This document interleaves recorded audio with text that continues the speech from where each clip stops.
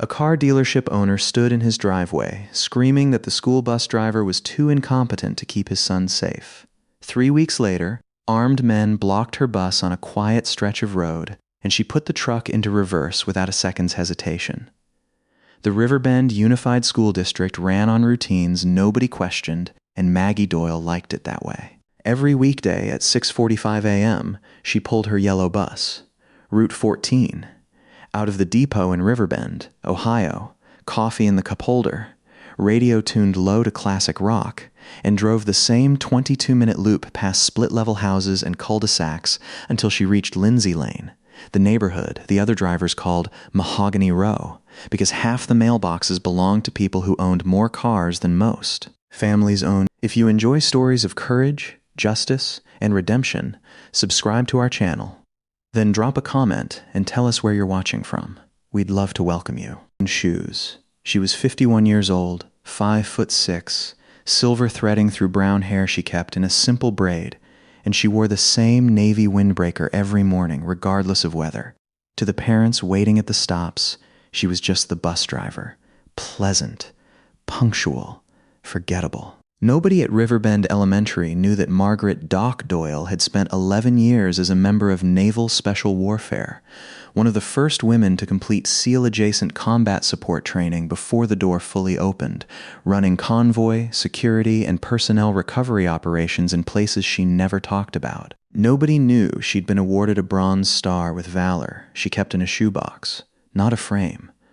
Nobody knew the reason she drove a school bus for $19, 40 cents an hour, instead of consulting for a defense contractor at 4 times that rate was simple. She wanted mornings that ended in silence instead of gunfire, and she wanted to spend her days around kids instead of casualties.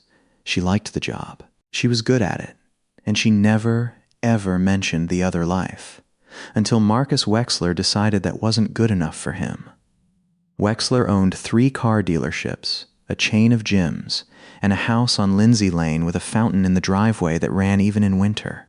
His son, Tyler, was 8, sharp, and quiet in the particular way of kids whose parents' voices carried through walls at night. Wexler himself carried the swagger of a man who'd never once in his adult life been told no and made it stick. The trouble started on a Tuesday in October, when Tyler's bus stop time shifted 6 minutes earlier due to a route adjustment across 3 developments. The district sent a notice home. Maggie sent a reminder note taped to the Wexler mailbox for good measure. Wexler didn't read either. He came storming out of his house on Thursday morning in a bathrobe, phone in hand, as Maggie idled at the curb. "You left my kids standing out here," he snapped, though Tyler was, in fact, already on the bus, unbothered, headphones on. "Route changed a week ago, sir. Notice went home Monday. Don't sir me and pretend that's an answer. I pay more in property taxes than you make in a year, and I'm supposed to trust my son's safety too." He looked her up and down, taking in the windbreaker, the thermos, the sensible sneakers. To whoever this district could find cheap enough to drive a bus. A few parents at the corner went quiet. Maggie kept her hands on the wheel, her voice level. "I hear you're frustrated. The stop's at 7:12 now. I'll be here at 7:12 every day. Have a good morning, Mr. Wexler." She pulled away. In the mirror, she watched him stand in his driveway, robe flapping, phone already pressed to his ear, calling the district office, she'd learn later, to file a complaint that the driver on Route 14 was unqualified, disrespectful, and possibly a safety risk to my son.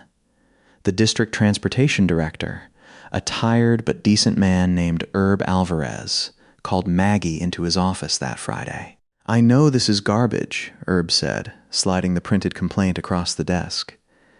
"But he's threatening to go to the school board, maybe the news. Just humor me, keep detailed logs, cover yourself. Copy that," Maggie said, and meant it literally. Old habits. She didn't take it personally. She'd been underestimated by men with far more power than a car dealership owner, in far worse places than a school pickup line. Wexler wasn't the first person to look at a woman with graying hair and a windbreaker and assume there was nothing more to see. He wouldn't be the last person to be wrong about that, either. Wexler's humiliation campaign didn't stop. He brought it up at the Tada fundraiser, calling Route 14 an accident waiting to happen within Maggie's earshot, loud enough that his voice carried across the gymnasium. He cornered Herb Alvarez twice more. He started recording video of Maggie at the stop each morning for documentation, narrating in a mocking tone about her attitude problem. Maggie absorbed it the way she'd been trained to absorb far worse. Expression flat, breathing steady, cataloging details instead of emotions. She noticed things. She always noticed things. It was the deepest groove worn into her, deeper than muscle memory. Read the environment, track the exits, know who's watching, know who doesn't belong. Which was how, 3 weeks later, she noticed the gray Chevy Suburban. It appeared on Lindsay Lane on a Monday, parked half a block from the Wexler stop, windows tinted darker than state law allowed. 2 men inside, not doing anything, just watching. It appeared again Tuesday. Same spot, same 2 men, a slightly different angle. Close enough to observe the stop, far enough not to draw obvious attention. On Wednesday, there were 3 men, and the Suburban had rotated its parking position by exactly the amount a surveillance team rotates to avoid pattern recognition. Most people wouldn't have clocked it. Most people don't count vehicles, don't note tint percentage, don't register the specific stillness of men who are watching rather than waiting. Maggie wasn't most people. Something in her chest went cold and quiet, the old readiness dropping over her like a familiar coat pulled from storage. She didn't say anything to the kids. She didn't panic. She started documenting.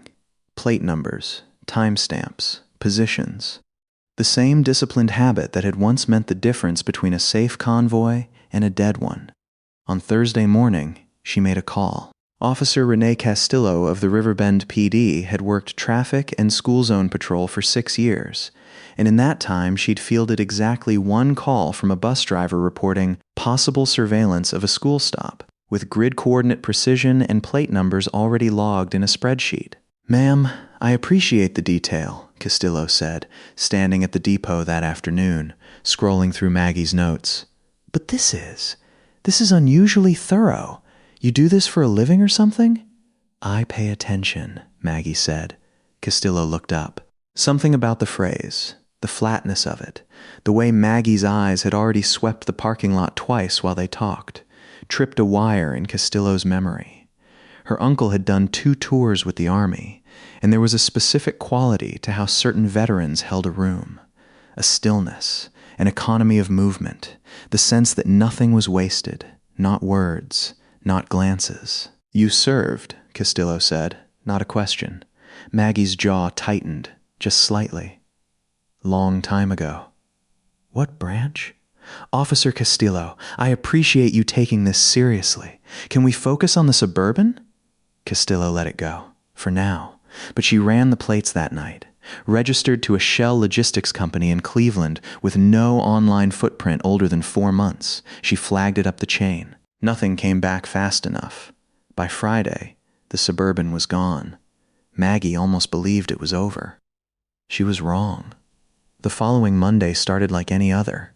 12 kids on Route 14, backpacks and lunchboxes, Tyler Wexler in his usual seat near the back, headphones on, saying nothing to anyone the way he always did. They were 4 minutes from the school, cutting through a wooded stretch of Miller Road that the county hadn't gotten around to widening in 20 years, when the gray Suburban pulled out from a gravel turnoff and swung in front of the bus, blocking the lane. A second vehicle, a black pickup, came up fast from behind, boxing them in. Maggie's whole body went into a state she hadn't occupied in 9 years.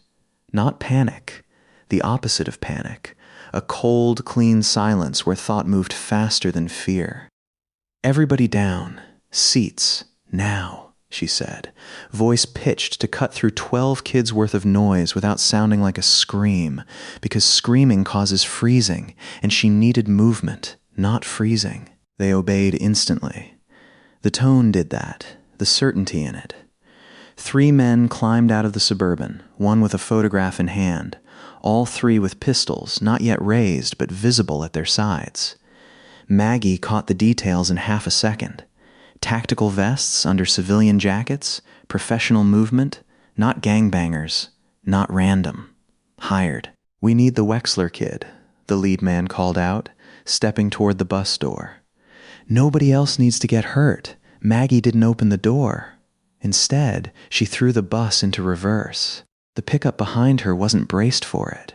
Civilian drivers rarely are. And the bus's rear bumper, reinforced steel built to survive real collisions, slammed into the truck's front end hard enough to spin it sideways into the ditch. She'd learned to read vehicle weight and impact angles doing exactly this kind of defensive driving in places where cover meant a Humvee and extraction meant somebody's life depended on getting the geometry right.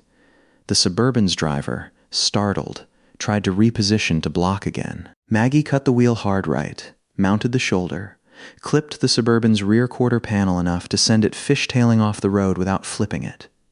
Controlled contact, not reckless, every degree of the wheel considered, and drove the bus through the gap she'd created. "Call 911, she snapped to the nearest fifth grader, tossing back her cracked screen phone without taking her eyes off the mirrors. "Tell them Route 14, Miller Road, armed men, tell them now."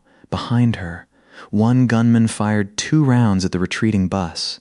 Both punched into the rear panel, high, missing the windows, missing the kids flattened in their seats. Maggie didn't flinch at the sound. She'd heard worse, closer, aimed better. She got them clear, got them to the school, got every single kid off that bus alive inside 11 minutes of the ambush. And when Officer Castillo arrived at the scene, breathless, gun drawn, expecting to find a terrified civilian driver in shock, she found something else entirely. She found Maggie Doyle standing outside the bus, hands steady, already giving a structured verbal report. Vehicle descriptions, direction of travel, number of suspects, weapon types, a level of tactical debrief so precise it sounded like something out of an after-action review. Second vehicle's a black 250, front-end damage, last seen westbound on Miller, driver injured, possible ongoing threat.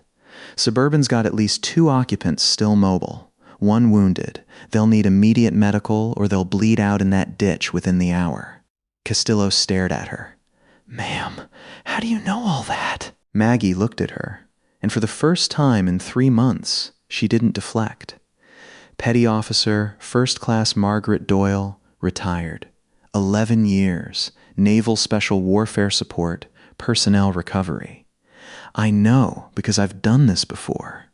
Now can we please get units moving before those men bleed out or regroup?" The investigation moved fast, faster than anyone in Riverbend expected, and within 72 hours it had already outgrown the story everyone assumed they were living in. The surface version came first. Marcus Wexler wasn't just an obnoxious dealership owner. He was neck-deep in a civil suit with a former business partner, Daniel Kessler, over a fraudulent buyout that had cost Kessler nearly $4 million and his entire company. Kessler, facing bankruptcy and a shattered life, had made contact with a private security-for-hire outfit with a reputation for handling things off the books. The plan, as Kessler understood it, was leverage. Snatch Tyler, force Wexler into a settlement that would restore what Kessler believed was rightfully his, and vanish before the FBI even got a case number. Both vehicles were recovered. 2 suspects arrested within the hour, thanks to Maggie's real-time report guiding responding units directly to the injured men in the ditch before they could regroup or flee. The third was picked up trying to board a bus. No small irony. Out of the regional Greyhound station that same afternoon. Kessler himself was arrested 4 days later. The wire transfers to the security firm traced by the FBI's Financial Crimes Unit within a week. It should have ended there. It didn't. The district called a school board meeting for the following Tuesday night, ostensibly to reassure parents and announce new safety protocols for Route 14. Half of Riverbend showed up. Officer Castillo stood at the podium with a folder of notes, reading the official summary aloud for the record. The reversing maneuver, the controlled collision, the tactical extraction, Maggie's structured debrief at the scene, and MS, Doyle's service record, portions of which remain classified, include a Bronze Star with Valor and a commendation from the Department of the Navy for actions during a personnel recovery operation whose details.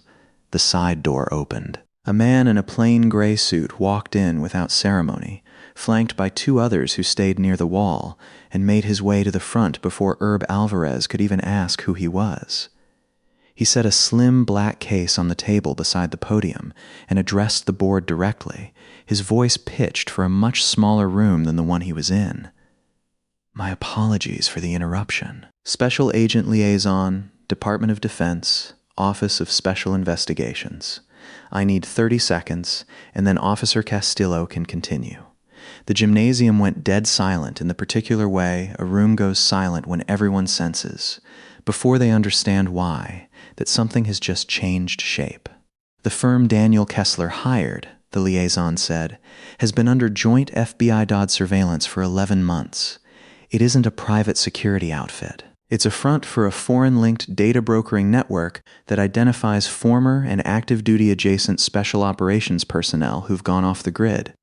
People who changed their names, moved, took quiet civilian jobs, and stopped showing up in any database that matters.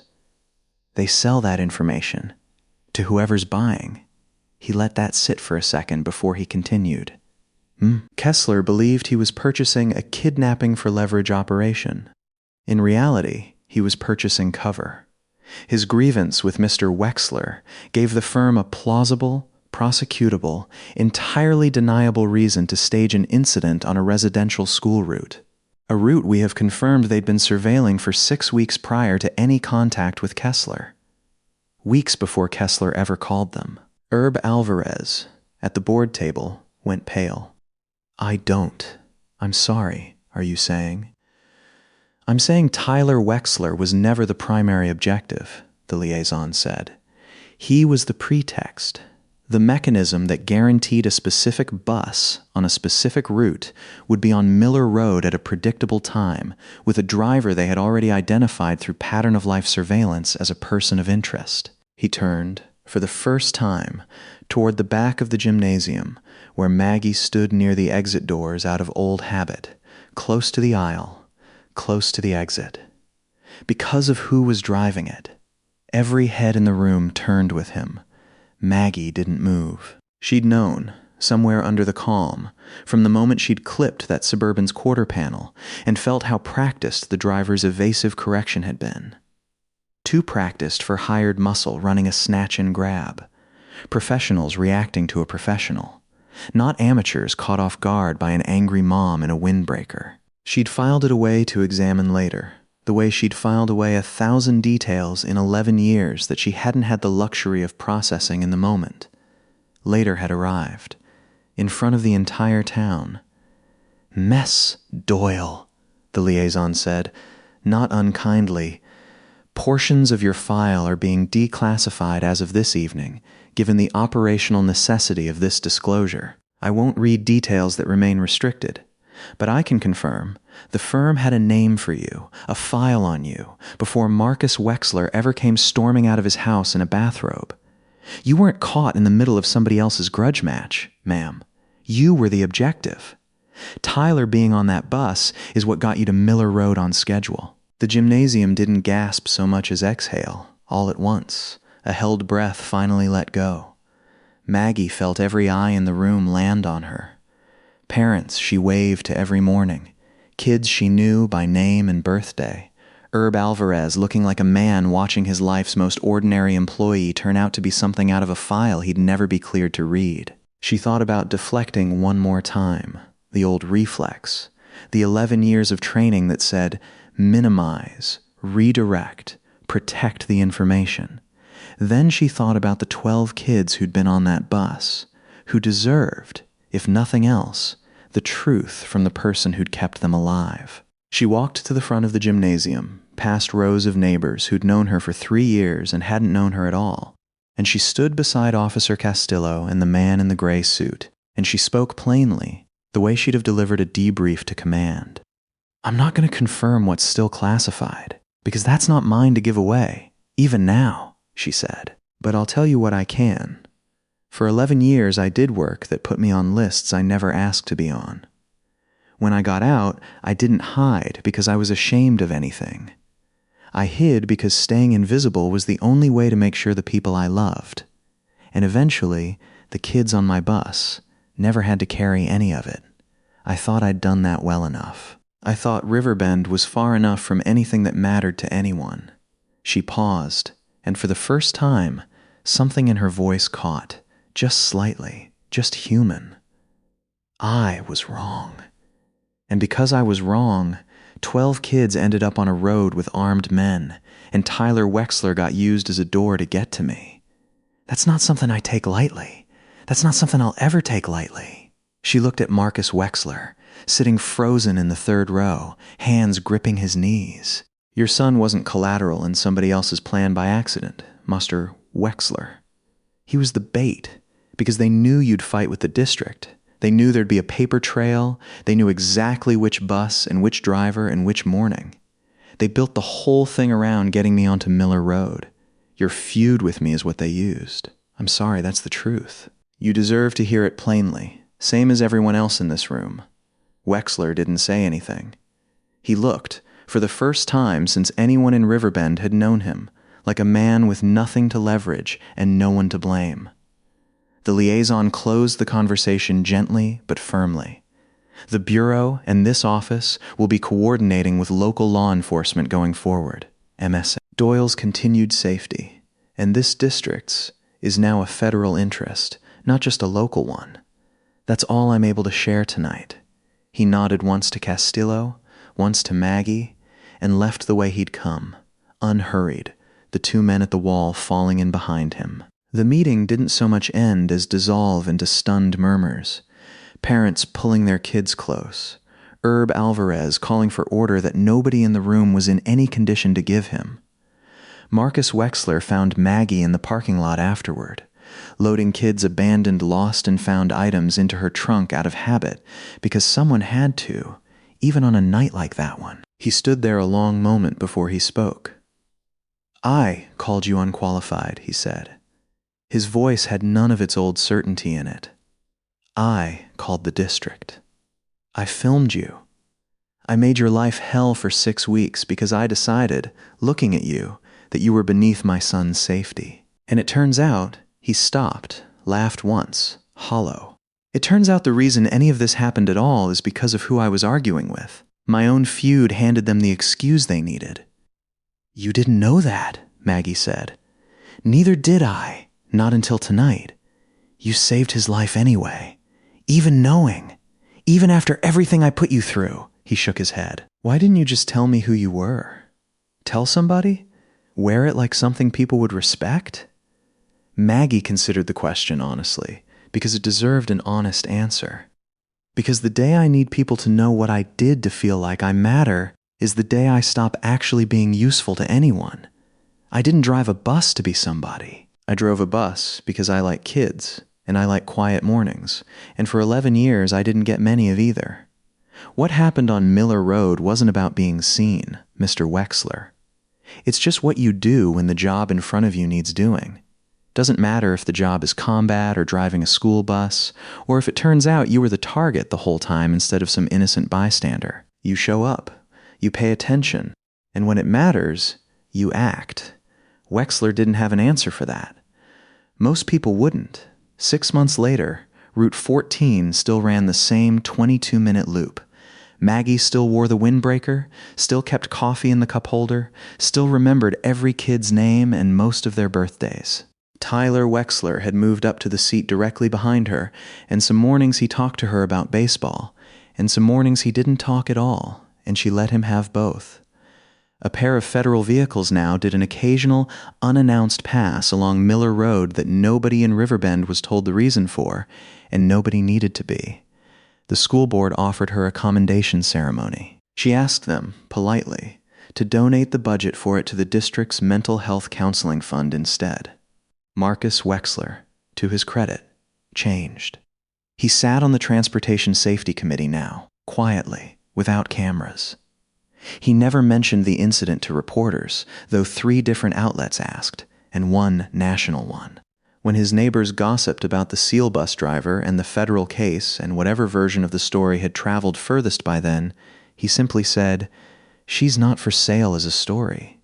Leave her alone," and walked off. Officer Castillo stopped by the depot sometimes, off duty, just to talk. She'd started reading about naval special warfare support roles, the ones history books skip over, the women who did the job before the job officially had a name for them. "You ever miss it?" Castillo asked her once, leaning against the bus in the October evening light. Maggie thought about Miller Road, about the weight of the wheel under her hands, about 11 years of mornings that ended in something other than silence, about a file somewhere with her name on it that she'd never asked to be attached to and might never fully know the reach of. "I miss being sure I mattered," she said finally. "Then I remember. 12 kids get home safe every day because I show up. That's not nothing. That was never nothing. Whatever else is written down about me in some folder, I'll never see. That part's still true. Maybe it's the only part that ever needed to be."